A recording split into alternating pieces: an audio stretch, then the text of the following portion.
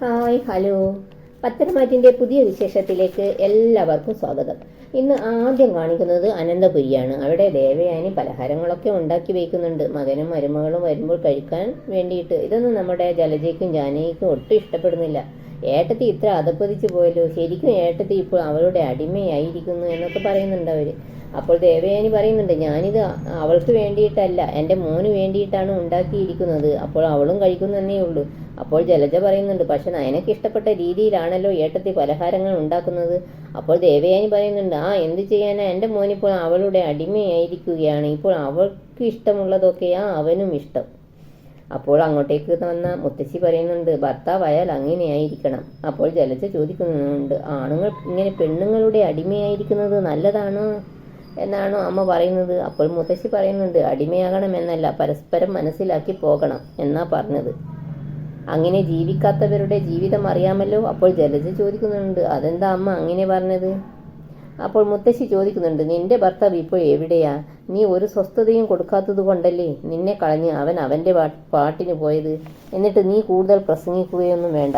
അപ്പോഴേക്കും ആദർശ നയനയും കാറിൽ വന്നിറങ്ങുന്നുണ്ട്. എന്നിട്ട് ആദർശ നയനയോട് പറയുന്നുണ്ട്, ഈ അവാർഡുമായിട്ട് നല്ല തല ഉയർത്തിപ്പിടിച്ച് നടക്ക് നീന്ന്.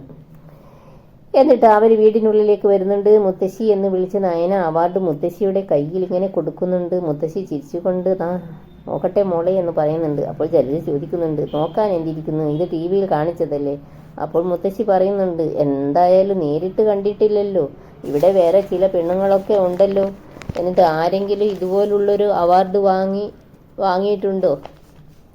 അതിലിടക്ക് ദേവയാനി ചോദിക്കുന്നുണ്ട്, ഇതൊക്കെ എന്തിനാ ഇങ്ങോട്ട് കൊണ്ടുവന്നത്? നിനക്കത് ഓഫീസിലെങ്ങാനും വെച്ചാൽ പോരായിരുന്നോ? അപ്പോൾ ജലജ പറയുന്നുണ്ട്, അങ്ങനെ വെച്ച് കഴിഞ്ഞാൽ നമ്മളാരും കാണുകയില്ലല്ലോ, അതുകൊണ്ടായിരിക്കും ഇങ്ങോട്ട് കൊണ്ടുവന്നത്. അപ്പോൾ മുത്തശ്ശി ചോദിക്കുന്നുണ്ട്, അതുകൊണ്ട് എന്താ കുഴപ്പം?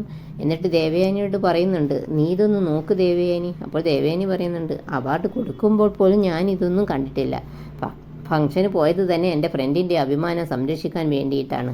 അപ്പോൾ ജാനകി ചോദിക്കുന്നുണ്ട്, ഇത് നിൻ്റെ വീട്ടിൽ കാണിച്ചില്ലേ? അവളുടെ വീട്ടിൽ പോയിട്ടാണ് വന്നതെന്ന് പറയുന്നുണ്ട് ആദർശ്. അപ്പോൾ ദേവേനി പറയുന്നുണ്ട്, എന്നാൽ പിന്നെ ഇത് അവിടെ വെച്ചാൽ പോരായിരുന്നോ? അപ്പോൾ ആദർശ് പറയുന്നുണ്ട്, ഈ അവാർഡ് ഇവിടെ വെക്കുന്നതാ ഭംഗി എന്ന് എനിക്ക് തോന്നി അമ്മേ. അപ്പോൾ ജലജ പറയുന്നുണ്ട്, ഇവള് വാശി പിടിച്ചിട്ടുണ്ടാകും ഇവിടെ തന്നെ വെക്കണമെന്ന്. അപ്പോൾ മുത്തശ്ശി പറയുന്നുണ്ട്, ഇവൻ്റെ മുത്തശ്ശനും പറഞ്ഞിട്ടുണ്ട് മോൾക്ക് കിട്ടുന്ന അവാർഡ് ഇവിടെ വെക്കണമെന്ന്. പിന്നെ അത് നിർബന്ധിച്ച് പറയാതിരുന്നത് ഇനി നിങ്ങൾ എന്ത് തീരുമാനമെടുക്കുമെന്നറിയില്ലല്ലോ, അതുകൊണ്ടാണ്. മോൾക്ക് ആദ്യമായിട്ട് കിട്ടിയ അവാർഡാണ്, അത് മോൾ താമസിക്കുന്ന വീട്ടിൽ തന്നെ കൊണ്ടുവയ്ക്കുന്നതാണ് നല്ലത്. ഇവിടെയുള്ള അസൂയക്കാരെല്ലാവരും രാവിലെ ഉറക്കമെഴുന്നേറ്റ് വരുമ്പോൾ തന്നെ ഇത് തന്നെ കാഴ്ച കാണട്ടെ. അപ്പോൾ ജലജ പറയുന്നുണ്ട്, ഇങ്ങനെ ഒരു പീറ അവാർഡ് കിട്ടിയതിന് ഞങ്ങൾ എന്തിനാ അസൂയപ്പെടുന്നത്? ആദർശിന് അതൊട്ടും ഇഷ്ടപ്പെട്ടില്ല. അപ്പച്ചി അങ്ങനെ പറഞ്ഞത് ശരിയായില്ല. എത്ര ഡിസൈനർ നമ്മുടെ ജ്വല്ലറിയിൽ ഉണ്ടായിരുന്നു, എന്നിട്ട് ആർക്കെങ്കിലും ഇങ്ങനെ ഒരു അവാർഡ് കിട്ടിയിട്ടുണ്ടോ?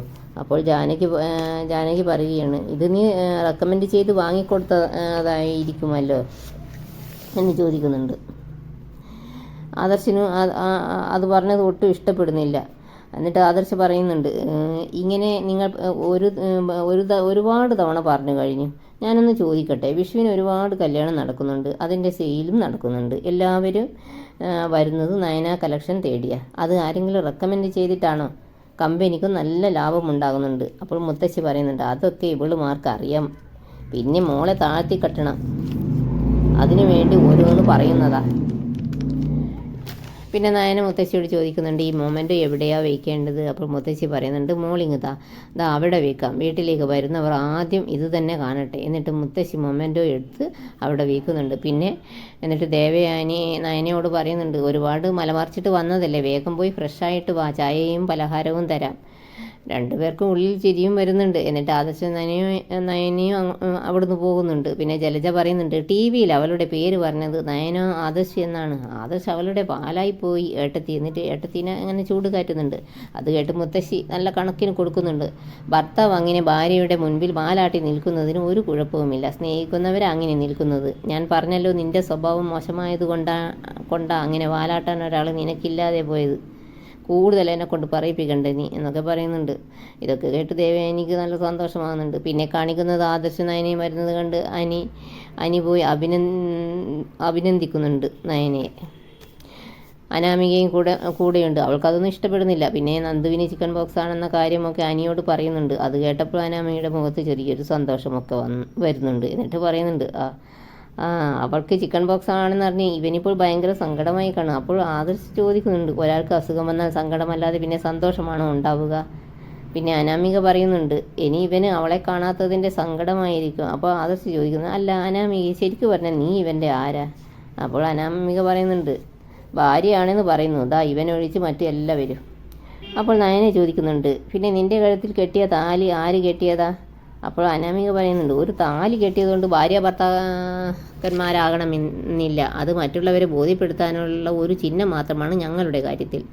അപ്പോൾ അനാമികയോട് പറയുന്നുണ്ട്, ഏട്ടത്തി ഒരു ഫംഗ്ഷനൊക്കെ കഴിഞ്ഞ് വന്നതാണ്, നീ ഓരോന്ന് പറഞ്ഞ് അതിൻ്റെ സന്തോഷം കളയരുത്. അപ്പോൾ അനാമിക ചോദിക്കുന്നുണ്ട് ആദർശിനോട്, ആ ഫംഗ്ഷൻ പണം കൊടുത്ത് സംഘടിപ്പിച്ചത് ആദർശേട്ടനാണോ? അപ്പോൾ ആദർശ് പറയുന്നുണ്ട്, അതെ, ഞാൻ മാത്രമല്ല, വേണു എന്ന് പറഞ്ഞിട്ടുള്ള ഒരാളും ഉണ്ടായിരുന്നു, നിൻ്റെ അച്ഛൻ. അത് കേട്ട് അനാമിക ഒന്ന് ചൂളിപ്പോയി. എന്നിട്ട് ആദർശ് പറയുന്നുണ്ട്, എൻ്റെ ഭാര്യയുടെ കഴിവിന് കിട്ടിയ പുരസ്കാരത്തെ ആരും അങ്ങനെ ഇടിച്ചു താഴ്ത്താൻ വരണ്ട. എന്നിട്ട് ആദർശ് നയനയും അവിടുന്ന് പോകുന്നുണ്ട്. എന്നിട്ട് അനാമിക അനിയോട് പറയുന്നുണ്ട്, കണ്ടോടാ ഭാര്യമാരെ പറയുമ്പോൾ ഭർത്താവിന് പൊള്ളുന്നത്. അപ്പോൾ അനി പറയുന്നുണ്ട്, നീ എത്ര ജന്മം എടുത്താലും ഏട്ടത്തിയെ പോലെ ആകില്ല. ഏട്ടത്തിയെ പറഞ്ഞാൽ ആദർശേട്ടന് മാത്രമല്ല എനിക്കും പൊള്ളും. പിന്നെ കാണിക്കുന്നത് ജാനകിയെയാണ്. അങ്ങോട്ടേക്ക് അനാമിക വരുന്നുണ്ട്. എന്നിട്ട് അനിയെ ഓരോന്ന് പറഞ്ഞ് വിമർശിക്കാൻ തുടങ്ങുന്നുണ്ട്. അപ്പോൾ ജാനകി പറയുന്നുണ്ട്, മോളിങ്ങനെ ഏതു നേരവും അവനെ വിമർശിക്കാതെ അവനൊപ്പം ചേർന്ന് ജീവിക്കാൻ ശ്രമിക്കുക. അപ്പോൾ അനാമിക പറയുന്നുണ്ട്, താലി കെട്ടിയതൊഴിച്ചാൽ ഞങ്ങൾ തമ്മിൽ ഒരു ബന്ധവുമില്ല. ഞാൻ ഉറങ്ങിക്കിടക്കുമ്പോൾ പോലും അവൻ അവൾക്ക് മെസ്സേജ് അയക്കുന്നുണ്ട്. എനിക്ക് മതിയായി. ഈ കല്യാണം കഴിഞ്ഞതോടെ എൻ്റെ ജീവിതം പോയി കിട്ടി. ഇതൊക്കെ കേട്ടുകൊണ്ട് ജലജ വരുന്നുണ്ട്. ജലജയ്ക്ക് ഉള്ളിൽ വളരെ സന്തോഷമാണ്. അനാമിക എന്നിട്ട് അതിലൊക്കെ ദേഷ്യത്തോടെ അവിടുന്ന് പോകുന്നുണ്ട്. അപ്പോൾ ജലജ പറയുന്നുണ്ട് ജാനകിയോട്, മോളാകെ മടുത്തിരിക്കുകയാണ് ജാനകി. അപ്പോൾ ജാനകി പറയുന്നുണ്ട്, എന്തൊക്കെ സംഭവിച്ചാലും ശരി, അനാമികയുടെ പകരക്കാരിയായിട്ട് കനകയുടെയും ഗോവിന്ദൻ്റെയും മോൾ ഇവിടെ വരില്ല. അങ്ങനെ സംഭവിച്ചാൽ അന്ന് എൻ്റെ മകന് എൻ്റെ കർമ്മങ്ങൾ ചെയ്യേണ്ടി വരും. അപ്പോൾ ജലജ മനസ്സിൽ പറയുന്നുണ്ട്, ആരുടെ കർമ്മങ്ങൾ ചെയ്യേണ്ടി വന്നാലും എനിക്കൊരു പ്രശ്നവുമില്ല. എനിക്ക് ഞാനും എൻ്റെ മക്കളും സന്തോഷത്തോടെയും സുഖത്തോടെയും ഇരിക്കണം, അത്രയേ ഉള്ളൂ. ശരിക്കും പറഞ്ഞാൽ ജലജയ്ക്ക് ആരോടും സ്നേഹമില്ല. പിന്നെ കാണിക്കുന്നത് അനിയെയാണ്. നന്ദുവിനെ പറ്റി ഓർത്ത് അനി ആകെ ടെൻഷനിലാണ്. എന്നിട്ട് ഫോൺ വിളിക്കുന്നുണ്ട്. പക്ഷേ ഫോൺ എടുക്കുന്നത് കനകയാണ്. കനകയ്ക്ക് നന്ദുവിനെ വിളിക്കുന്നത് ഒട്ടും ഇഷ്ടപ്പെടുന്നില്ല. എങ്കിലും ഫോൺ എടുത്ത് കാര്യങ്ങൾ പറയുന്നുണ്ട്. എന്നിട്ട് ലാസ്റ്റിൽ പറയുന്നുണ്ട്, നീ ഇങ്ങനെ നന്ദുവിനെ വിളിക്കുന്നത് നിൻ്റെ ഭാര്യയ്ക്ക് ഇഷ്ടമല്ലല്ലോ, അതുകൊണ്ട് നീ ഇങ്ങനെ വിളിക്കാതിരിക്കുന്നതാണ് നല്ലത്. ഇതറിഞ്ഞപ്പോൾ ഗോവിന്ദനും പറയുന്നുണ്ട്, നമ്മൾ ഒരിക്കലും അവരെ പ്രോത്സാഹിപ്പിക്കരുത്, ഇവിടുന്ന് മൂന്നാമതൊരാൾ കൂടി അങ്ങോട്ടേക്ക് പോകരുത് എന്നൊക്കെ പറയുന്നുണ്ട്. പിന്നെ കാണിക്കുന്നത് ദേവയാനി ഒരു ആയുർവേദ മരുന്നൊക്കെ ഉണ്ടാക്കി നയനയ്ക്ക് കൊടുക്കുന്നതാണ്. ഇത് കരളിനും ശരീരത്തിനുമൊക്കെ നല്ലതാണ്, നീ ഇത് കുടിക്കുക എന്ന് പറയുന്നുണ്ട്. അപ്പോൾ നയന പറയുന്നുണ്ട്, എങ്കിൽ ഇത് നമുക്ക് പാതി കുടിക്കാമെന്നും പറഞ്ഞ് അമ്മയെയും നിർബന്ധിച്ച് കുടിപ്പിക്കുന്നുണ്ട്. അപ്പോൾ അങ്ങോട്ടേക്ക് ജലജ വരുന്നുണ്ട്. ജലജയെ കണ്ടത് അമ്മയും മരുമകളും അടവ് മാറ്റാൻ തുടങ്ങി. ജലജ വന്നത് ചോദിക്കുന്നുണ്ട്, എന്താ സംഭവം? അപ്പോൾ ദേവയാനി പറയുന്നുണ്ട്, ഇവൾക്ക് തലവേദന, കഷായം ഉണ്ടാക്കി കൊടുക്കാൻ ആദർശ് പറഞ്ഞു, ഇനി ഉണ്ടാക്കി കൊടുത്തില്ലെങ്കിൽ ഇവളുടെ വീട്ടിൽ പോകില്ലേ? അപ്പോൾ ജലജ പറയുന്നുണ്ട്, പോകുന്നുണ്ടെങ്കിൽ പോകട്ടെ ഏട്ടത്തി, അതിനിപ്പോൾ ഏട്ടത്തിക്ക് എന്താ? ഇവൾ പോയി കഴിഞ്ഞാൽ ആദർശിൻ്റെ വിഷമം നീ പരിഹരിക്കുമോ എന്ന് ചോദിക്കുന്നുണ്ട്. എന്നിട്ട് നയനയോട് ദേഷ്യപ്പെടുന്നുണ്ട്, വേഗം കുടിച്ചിട്ട് ഗ്ലാസ്സിങ് കൊണ്ടുപോവാ എന്നൊക്കെ പറയുന്നുണ്ട്. എന്നിട്ട് നയന വേഗം കുടിച്ചിട്ട് ഗ്ലാസ് കൊടുക്കുന്നുണ്ട്. എന്നിട്ട് ജലജ പറയുന്നുണ്ട്, ഇനി ഏട്ടത്തി പോയി അവളുടെ ഗ്ലാസും കഴുകി വെക്കുക. അപ്പോൾ നയന പറയുന്നുണ്ട്, അത്രയ്ക്ക് വിഷമമാണെങ്കിൽ അപ്പച്ചി കഴുകി വെക്കുക. അപ്പോൾ ജലജ പറയുന്നുണ്ട്, നിൻ്റെ വീട്ടിലൊരുത്തി ഉണ്ടല്ലോ, അവളോട് പറ കഴുകി വെക്കുക, നാണം കെട്ടവൾ എന്നൊക്കെ പറഞ്ഞ് ജലജ അവിടുന്ന് പോകുന്നുണ്ട്. ജലജ പോയി കഴിഞ്ഞതിൻ്റെ ശേഷം രണ്ടുപേരും ഭയങ്കര പൊട്ടിച്ചിരിക്കുന്നുണ്ട്. പിന്നെ നീ എൻ്റെ മുത്തല്ലേ എന്നൊക്കെ പറഞ്ഞ് ദേവയാനി നയനെ കൊഞ്ചിക്കുന്നൊക്കെ ഉണ്ട്. ഇതൊക്കെ കാണിച്ചുകൊണ്ട് ഇന്നത്തെ കഥ ഇവിടെ അവസാനിക്കുകയാണ്.